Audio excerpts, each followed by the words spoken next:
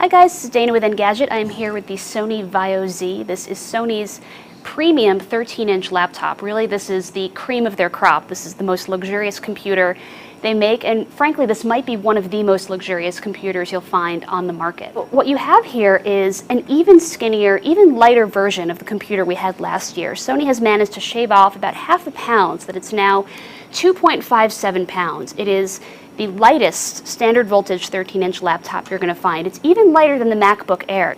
It is not thinner than the Samsung Series 9 or the MacBook Air. Really, its two chief competitors. It's not thinner than either of them, but that's because it still manages to cram in a lot of ports, which is something we're going to talk about. So I'm going to give you a quick walkthrough of the design here. The notebook is made like last time. It's made of carbon fiber and aluminum, which gives it just a very solid feel. When I grab it with one hand here, there's no flex. It just feels very sturdy in the hand. The one thing you'll notice is that the screen tends to wobble a little bit. So if I tap this here, you can see it shake pretty visibly. And I asked Sony about this, and they said they did that on purpose. They deliberately made the screen flexible. So here we are in the design. I'm going to close the lid briefly. You'll see that you have this very flat finish here. We have it in black, but it's also available in this pretty brilliant blue, which is my personal favorite. So let's take a quick tour of the device. One of the things I like best is that when you open it, the hinge is so sunken that it looks like there is no hinge almost from the side. So you have this nice ergonomic profile, just a little slight wedge here.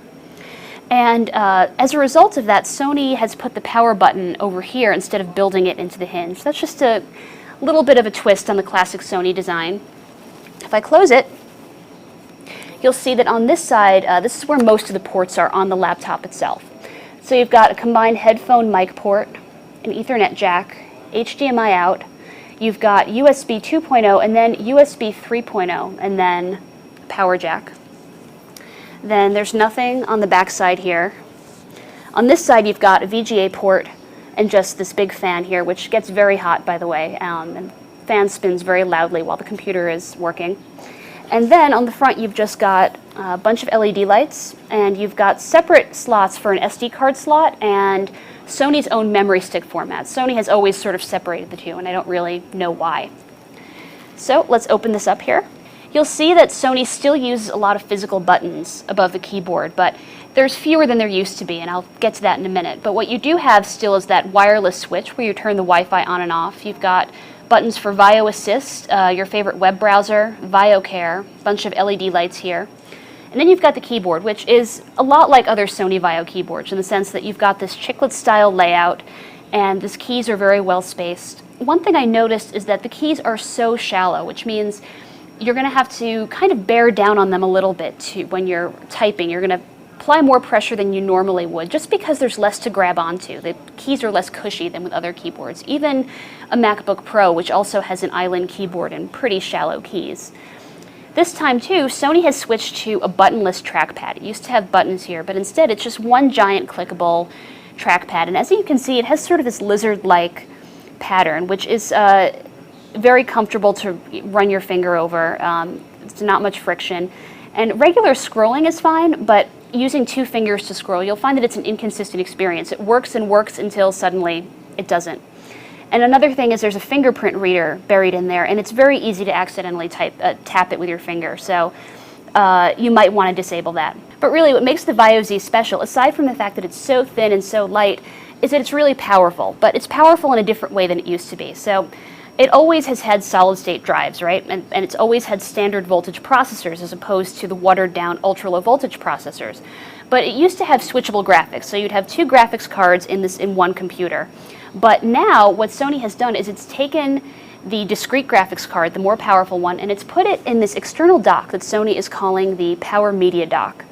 So what you have is a computer that uses integrated graphics when you unplug it, and then you plug it in to take advantage of the full graphics cards. So you've got an AMD Radeon HD 6650 card in here. So you've got that discrete card, and you've also got an optical drive, which is now missing from the machine. The machine used to have an optical drive built in, but now if you want a DVD player or Blu-ray player or even Blu-ray burner, depending on how much money you want to pay, you have to plug in and then use this. So let's just do a quick walkthrough of this port here.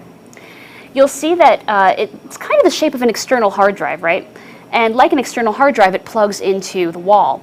And this is really where you're going to get a lot of your additional connectivity. So you've got this slot loading drive, and again, it's which one you have depends on how much money you're willing to pay. Then on the opposite side, you've got USB 2.0, USB 3.0, another Ethernet jack, and you've got 2 more output ports here. And this, of course, is where it connects into the wall. And it comes with this handy stand here. And this actually it's so silly. It's one of my favorite parts of the design just because this feels so premium. It's made of metal, but it has this solid weighty feel to it, like a paperweight. And it has this rubber coating on the bottom, which means it's not going to just slide around on your desk. And so it sits like this. And then when you're ready, you take this plug and you plug it into the power jack here. So you've got this twin cable, you've got one that goes into the power jack and then one that goes into this neighboring USB 3.0 port. And this uses Intel's LightPeak technology. The only thing is Sony implements it in the form of a USB port. So of course when you're not using this USB port for this, you can use it just as a normal USB port that supports 2.0 and 3.0 devices. And that's how it connects. And there's a little button here that I can use to disable it when it's plugged in, and then I can safely remove it. So I just kind of shimmy it out, and that's how that's done. So really you'll need this just for the really just high performance tasks. So it's going to help with gaming, it's going to help with some serious photo and video editing, but because this has a Core i7 processor, 4 gigs of RAM, and a lot of solid state storage, in this case 256 gigabyte drive, I really had no problem doing things like multitasking and just installing and downloading a lot of things at once. So you might well not need this that often. I think it makes sense to leave it docked. But that's been our quick walkthrough of the Sony VAIO Z series. It starts at 2000. Again, this one goes all the way up to 2700. So really this is for people who need the latest and greatest, or people who need both portability and the ability to do some pretty serious, intensive computing. Take a look at our review, and thanks a lot.